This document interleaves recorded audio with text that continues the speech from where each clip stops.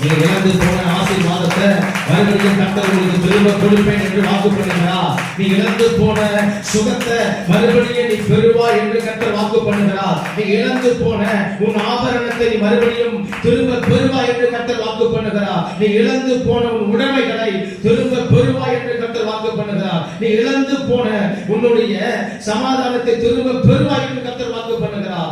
நீ இழந்து போன உன்னுடைய சமதரித்த உன் பொருட்களை கர்த்தர் திரும்ப பெறுவாய் என்று வாக்கு பண்ணுகிறார். நீ இழந்து போன உன்னுடைய ஸ்தோத்திரம் எந்தவித உன்னுடைய உடைமைகளா இருந்தாலும் கர்த்தர் அதை உனக்கு திரும்ப கொடுப்பேன் என்று சொல்லுகிறார். அது பொன்னோ, அது பொருளோ, அது சுகமோ, அது ஆரோக்கியமோ, எதை இழந்தாயோ கர்த்தர் அதை உனக்கு திரும்ப தருவேன் என்று சொல்லுகிறார்.